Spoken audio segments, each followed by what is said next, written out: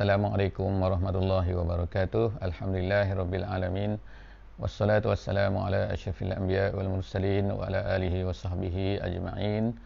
Bersyukur pada Allah Subhanahu wa taala, sekali lagi kita pada pagi ini dapat bersama-sama dalam tafsir ringkas, dan insya-Allah pada hari ini kita akan sama-sama membaca mentadabbur pada muka surat 367 daripada Al-Quranul Karim. Pada hari ini insya-Allah kita akan mula masuk kepada satu surah baru dalam Al-Quran ini, iaitu surah Asy-Syu'ara. Jadi alhamdulillah sebelum daripada ini kita telah habis surah Al-Furqan. Jadi semoga kita telah mendapat pengajaran, kita memahami tema-tema dan bagaimana kaitan-kaitan isi dalam surah Al-Furqan tersebut dengan tema-tema yang telah kita sebutkan sebelum daripada ini. Dan insya-Allah pada kali ini apabila kita masuk surah Asy-Syu'ara yang pertama sekali, insya-Allah saya akan cuba ceritakan sedikit apakah dia tema surah Asy-Syu'ara. Dan surah Asy-Syu'ara ni ayatnya adalah pendek-pendek, tetapi dia mempunyai bilangan ayat yang sangat banyak, kita boleh katakan, iaitu 227 dengan sedikit perbezaan di kalangan ulama-ulama Al-Quran. Jadi ayatnya ialah 227, masya-Allah, sangat banyak.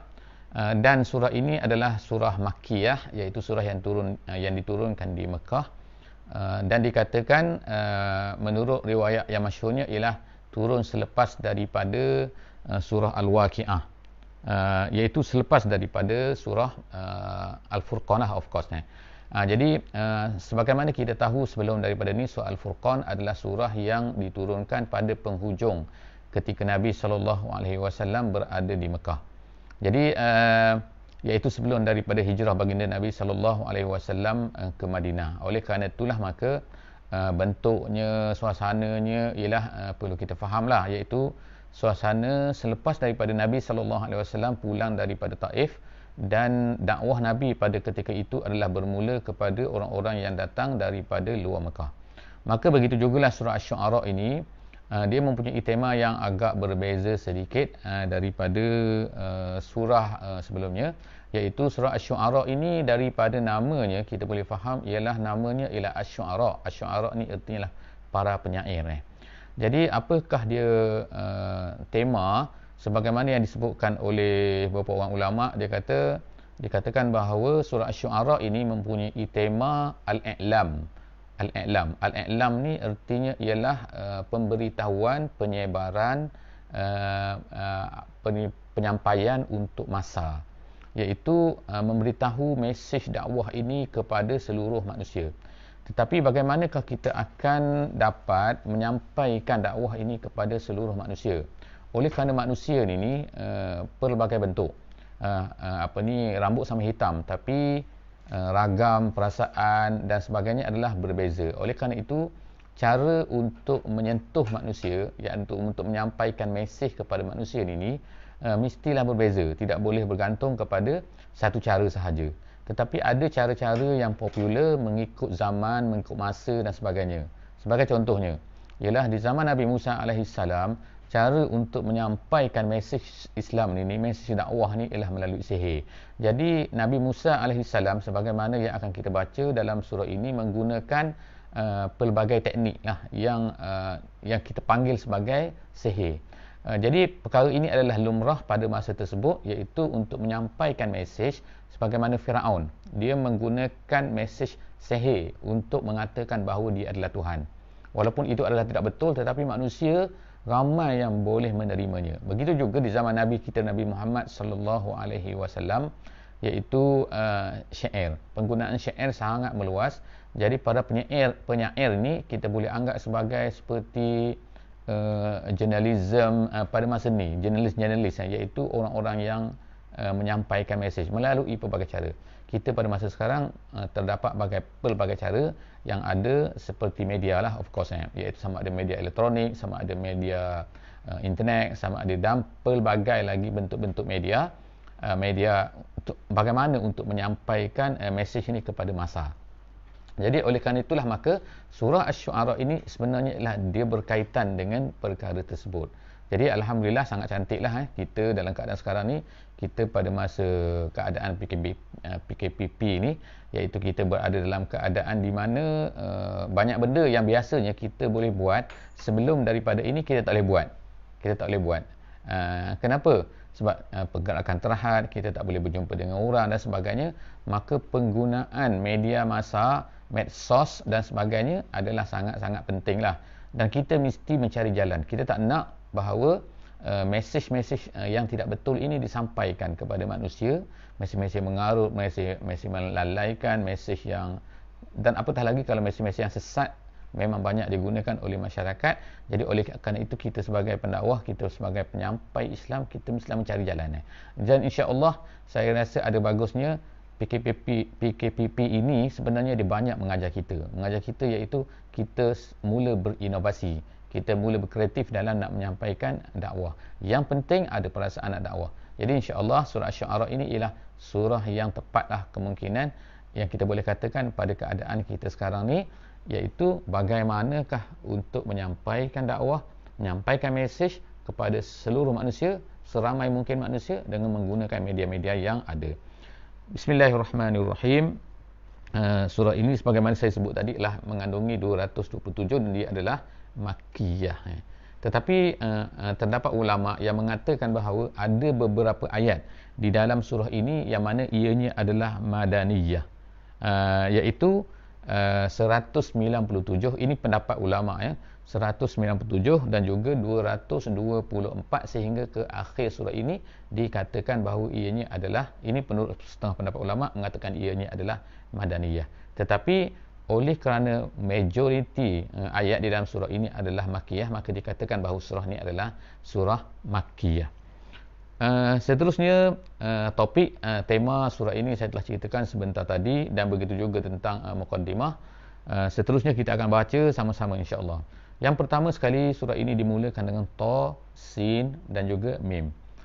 Tiga huruf atau dipanggil perkara ini adalah sebagai huruf ijaiyah yang terdapat pada permulaan surah. Terdapat banyak pendapat mengenai perkara ini. Apakah maksud dengan huruf-huruf yang ada di permulaan surah-surah ini, sama ada alif lam mim ke, alif lam ra ke, dan sebagainya. Maka semua ni adalah mempunyai pelbagai pendapat ulama. Ada dua pendapat besarlah yang kita boleh katakan, iaitu pendapat yang paling kuat sebagaimana menurut pendapat dalam tafsir surah Jalalain dikatakan bahawa Allahu a'lamu bimuradihi, iaitu itu pendapat yang paling kuat menurut tafsir Jalalain, iaitu Allah Ta'ala lebih mengetahui dengan maksudnya. Itu pendapatnya. Terdapat satu lagi pendapat yang masyhur juga, yang agak kuat juga, iaitu mengatakan bahawa ianya adalah huruf-huruf yang terdiri daripada huruf-huruf bahasa Arab nak mencabar manusia-manusia semasa Nabi dan juga orang Arab, iaitu sebenarnya Al-Quran ini hanya terdiri daripada huruf-huruf ini, dan ianya tidak lain daripada huruf-huruf ini yang kita tahu dalam bahasa Arab kan, alif sampai ya, itu saja. Dan walaupun ianya turun dalam huruf-huruf yang digunakan oleh orang Arab, tetapi orang Arab yang hebat, orang-orang yang dikatakan sebagai penyair-penyair masyhur itu, mereka tidak dapat menandingi Al-Quran walaupun telah dicabar berkali-kali. Jadi menunjukkan di sini apa? Bahawa sebenarnya ini adalah ayat-ayat cabaran, perkataan-perkataan ataupun huruf-huruf cabaran kepada orang Arab, nak menunjukkan bahawa mereka sebenarnya tidak mampu. Seterusnya kita akan masuk insya-Allah ayat yang kedua dalam surah Asy-Syu'ara ini. Tilka ayatul kitabil mubin. Allah Subhanahu wa taala menyebutkan tentang bahawa inilah dia, itu adalah ayat-ayat daripada kitab yang mubin. Jadi tilka sebagaimana dalam surah Al-Baqarah juga disebutkan itu zalikal kitab, seolah-olah ianya jauh, tetapi sebenarnya ia bukannya jauh, tetapi maksud di sini sebagaimana yang disebut ialah, iaitu ayat-ayat.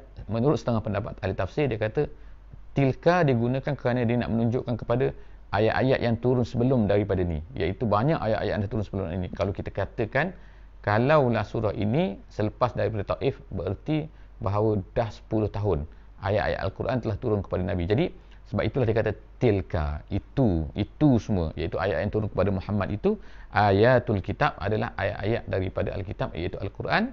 dan kemudian Al-Mubin, dan dia menjelaskan. Menjelaskan apa? Menjelaskan sifat-sifat Allah, menjelaskan kekuasaan Allah, menjelaskan apa yang betul dan juga menjelaskan apa yang salah. Ayat nombor 3, la'allaka bakhi'un nafsaka alla yakunu mu'minin. Allah Subhanahu Wa Taala menyebutkan kalau dikira ialah hakikat yang berlaku kepada Nabi sallallahu alaihi wasallam. Iaitu apa? Iaitu kemungkinan engkau, wahai Muhammad, kemungkinan ini makna asalnya kemungkinan engkau, wahai Muhammad, merosakkan diri kamu sendiri, membinasakan diri kamu sendiri. Kerana apa? Kerana bakhi'un nafsaka, ialah kerana perasaan Nabi SAW yang sangat sedih terhadap apa? Terhadap alla yakunu mu'minin, kerana mereka itu tidak menjadi orang mukmin. Memang itu lumrah Nabi SAW. Nabi sebagai orang yang bawa Islam, bawa mesej yang dia nak supaya orang tu semua tu terima Islam. Dia nak, itu adalah sifat manusia kan. Kita pun begitu juga. Kita ni sebagai pendakwah, pembawa Islam, kalau nak, kalau boleh, kita nak orang ni akan terima apa yang kita bawa. Tetapi Allah Subhanahu Wa Taala telah menentukan, Allah Taala tahu apakah hikmah kenapa dia tak beri hidayah kepada orang ni, dia beri hidayah kepada orang ni. Maka oleh kerana itulah maka Allah Subhanahu Wa Taala menyebutkan perasaan ini mungkin berlaku kepada Nabi sallallahu alaihi wasallam. Jadi apa yang ditafsirkan oleh ulama mengenai ayat ini, la'allaka bakhi'un nafsaka, ialah ayat ini ialah dia kata, ya Muhammad, janganlah engkau, maknanya janganlah engkau merasa sedih sampai sedih itu menyebabkan kamu ini seolah-olah seperti membinasakan kamu sendiri, merosakkan dia. Memang betul, kadang-kadang kalau kita sedih sangat, mungkin ada orang sampai bunuh diri kerana sedih sangat terhadap satu, kerana tak lulus periksa ke dan sebagainya, dia bunuh diri. Pelik kan? Jadi maknanya sini, perasaan sedih ni kadang-kadang dia boleh mengganggu seseorang tu. Jadi begitulah yang berlaku kepada Nabi SAW dan mungkin berlaku kepada para pendakwah Islam. Oleh kerana itulah maka para pendakwah semua, orang-orang yang bawa mesej Islam semua, jangan sedih kalaulah orang tak terima. Jika sekiranya kita telah menyampaikan dengan sepenuh hati, dengan penuh perasaan, dengan penuh usaha, kemudian Allah Subhanahu Wa Taala tidak memberi hidayah kepada manusia tersebut, maka jangan risau, jangan sedih. Yang penting sedih kalau kita tidak melakukan kerja kita. Bukannya kita sedih apabila ianya tidak diterima oleh manusia. Kerana masalah terima tak terima itu adalah terpulang kepada Allah Subhanahu Wa Taala. Jadi ayat ini, la'allaka bakhi'un nafsaka, Allah Taala ingatkan kepada Nabi sallallahu alaihi wasallam, kalau orang tu alla yakunu mu'minin, kalau mereka orang tak beriman, orang tak terima, maka kita jangan bersedih. Kemudian, in nasha nunazzil alaihim minas sama' ayatan fazallat a'naquhum laha khadi'in.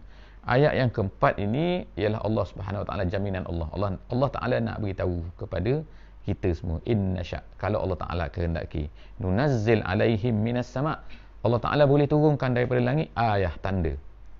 Allah Ta'ala boleh tunjukkan kepada orang yang tak nak beriman, tak nak terima Islam ini, Allah Ta'ala boleh buat apa saja sebenarnya.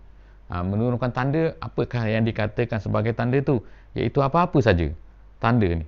Tanda yang menyebabkan manusia ni menerima Islam tu. Maknanya kalau Allah Subhanahu Wa Ta'ala nak turunkan, boleh. Allah Ta'ala nak buat, boleh. Allah Ta'ala tidak ada had kan. Dia hanya boleh berkata kun fayakun. Maka Allah Ta'ala kata jadi, maka dia akan jadi. Jadi oleh kerana itu, maka perkara ni adalah sebenarnya adalah tasliah kepada kita semua, iaitu kepada orang bawa Islam, jangan sedih kan jika sekiranya orang tak terima. Tetap kenapa? Kerana Allah Ta'ala boleh buat kalau dia nak.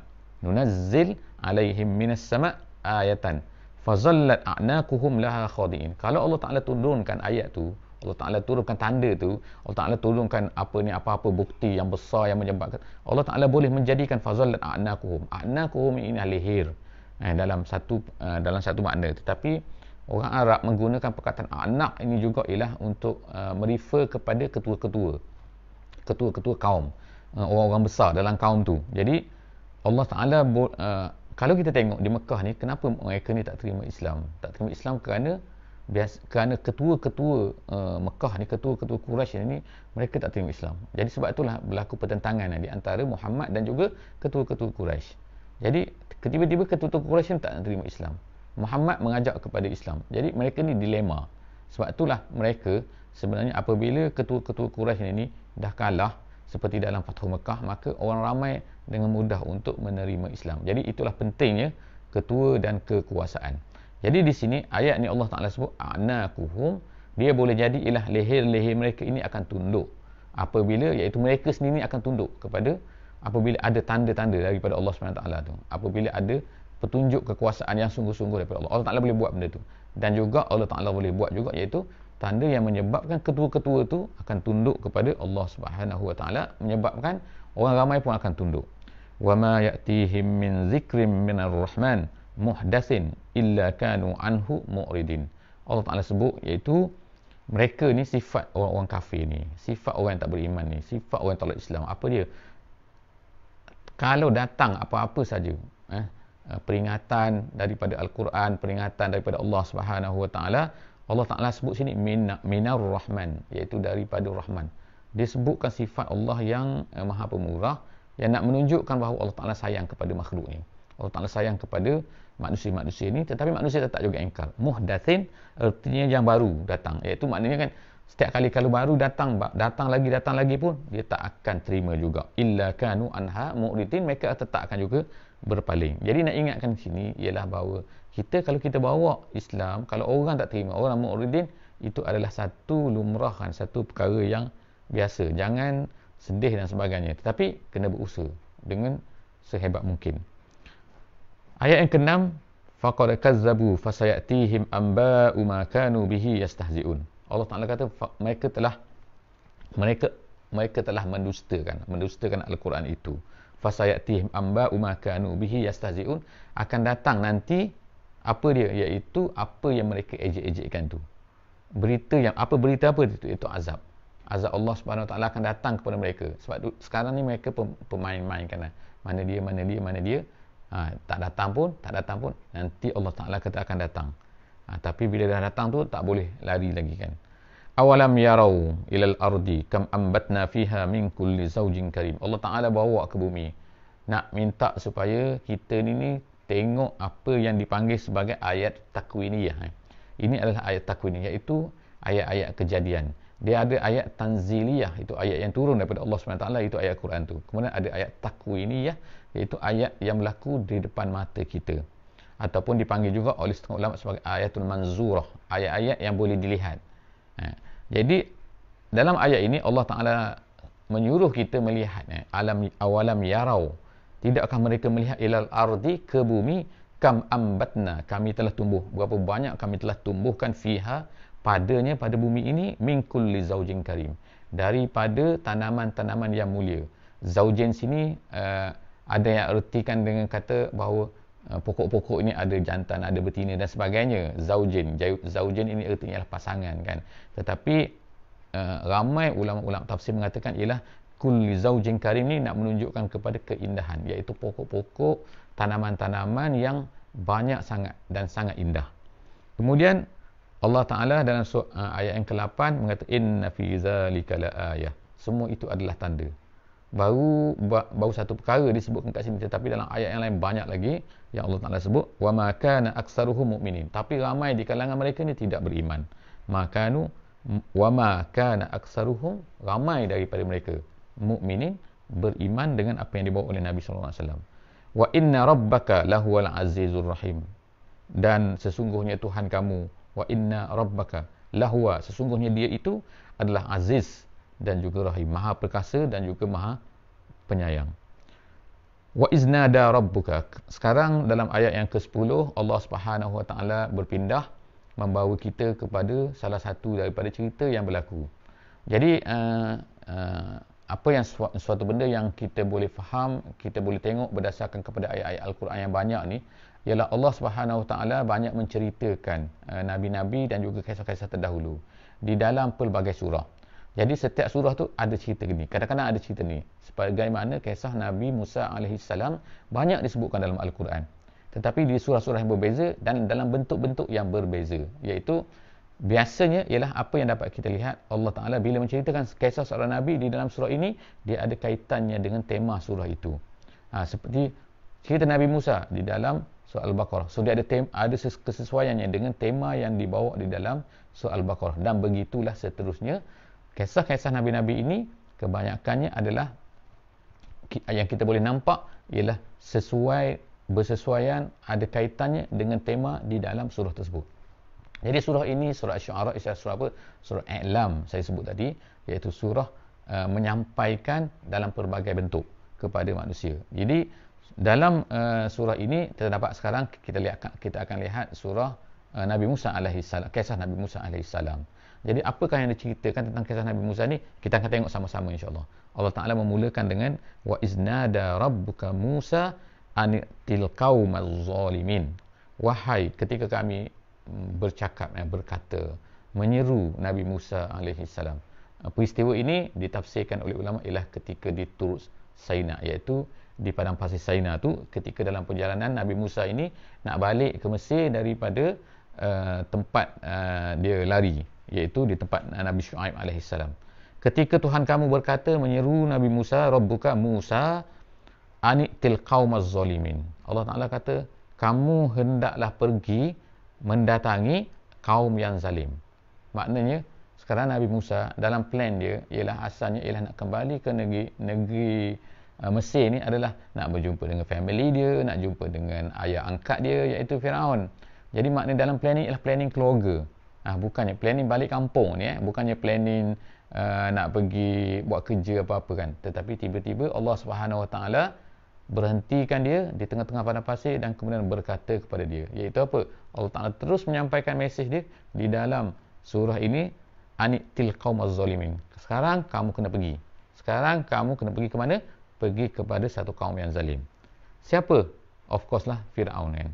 Dan juga satu lagi ialah Bani Israel. So ada dua mesej, ada dua mission yang terpaksa dibuat oleh Nabi Musa sekarang ni.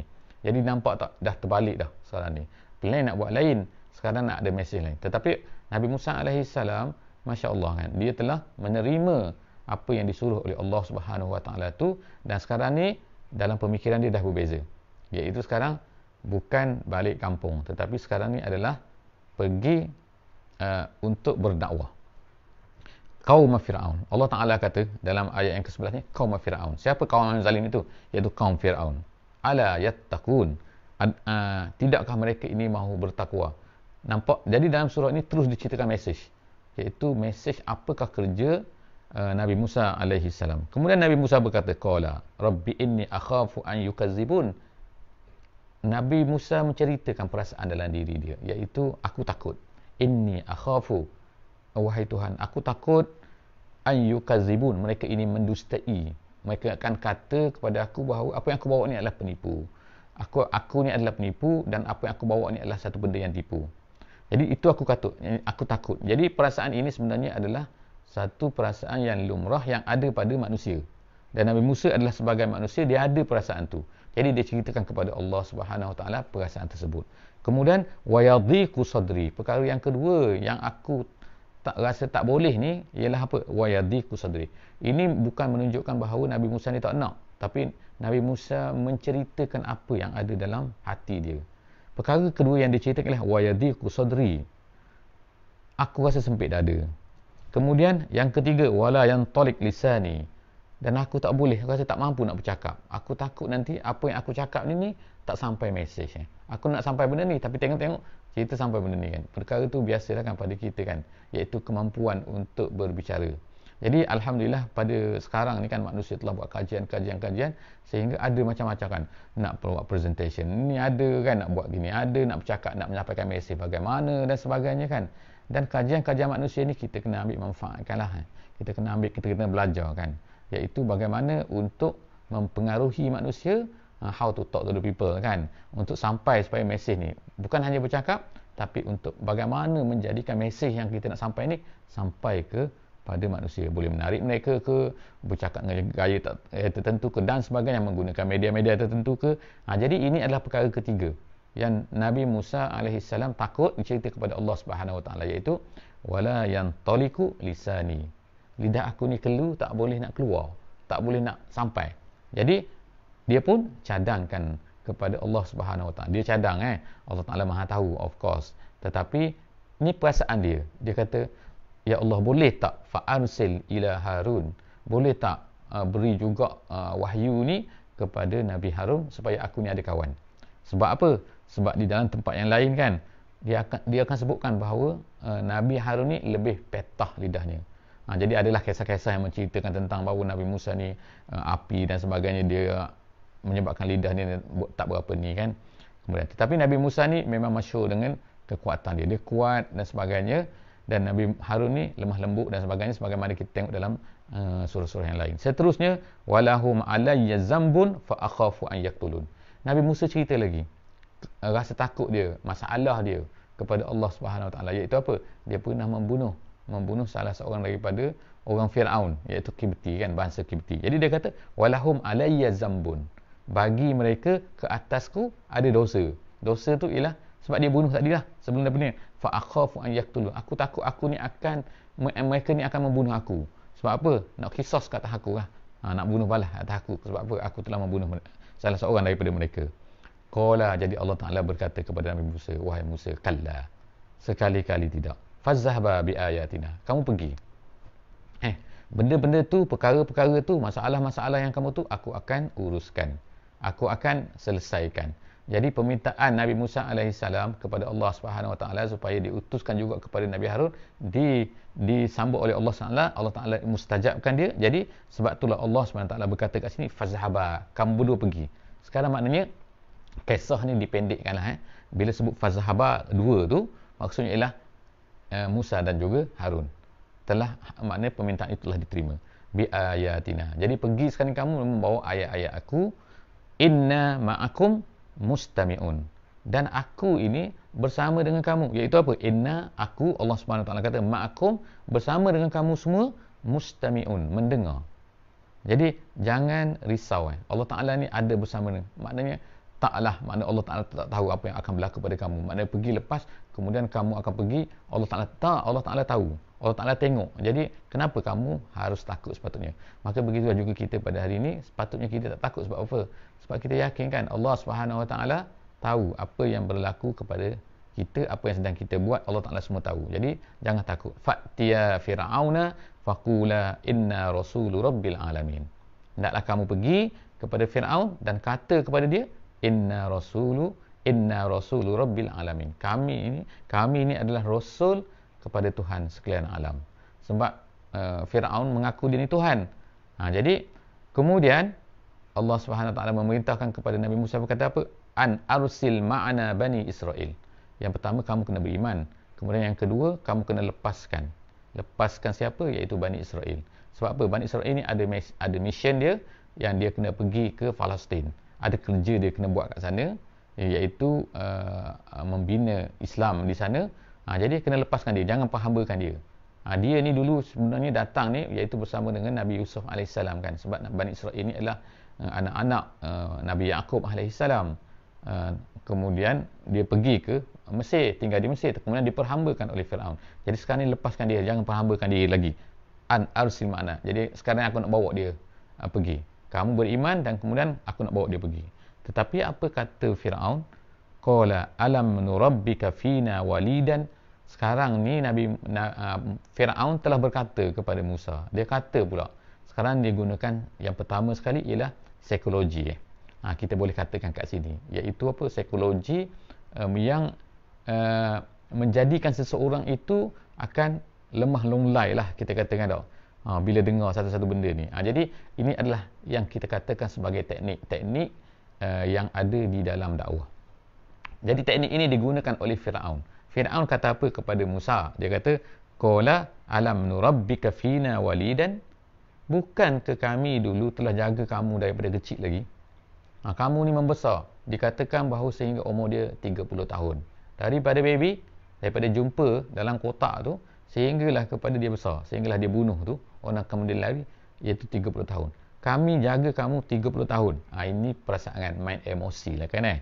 Jadi wala bistafina min umuri kasinin.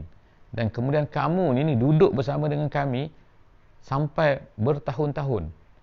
Jadi sepatutnya takkanlah kamu sekarang tiba-tiba datang ni, tiba-tiba nak lawan kami, tiba-tiba nak kata macam ni kepada kami dan sebagainya. Kamu ni tak logik lah Musa ni.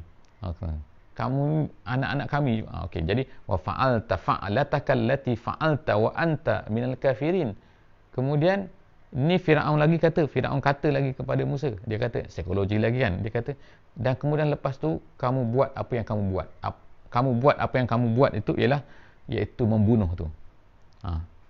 Kemudian itu wa anta minal kafirin. Dan sekarang ni tiba-tiba engkau ni nak datang lawan macam tak kenal budi ni. Itu. Kafirin kat sini tu ialah kata-kata Firaun tuduhan kepada Nabi Musa alaihissalam. Dia kata Musa ni kafirin. Kafirin tu bukan maksud kafir kat sini tapi maksudnya ialah tidak mengenang budi maknanya. Dahlah orang bagi kamu, orang jaga kamu, kami jaga kamu. Kamu ni membesar, kami makan semua naik kenderaan kami dan sebagainya kan. Tiba-tiba dah besar-besar jadi macam ni pula. Tak kenal budi betul. Wa anta minal kafirin dia kata. Jadi apa kisah selanjutnya yang berlaku di dalam dialog di antara Nabi Musa alaihissalam dan juga Firaun ni. Insya-Allah jangan ke mana-mana esok insya-Allah kita jumpa lagi di awal waktu insya-Allah selepas solat subuh. Setakat itu saja, kita akan jumpa pada muka surat 368 insya-Allah. Subhanakallahumma wabihamdik nasyhadu an la ilaha illa anta nastaghfiruka wa natubu ilaik.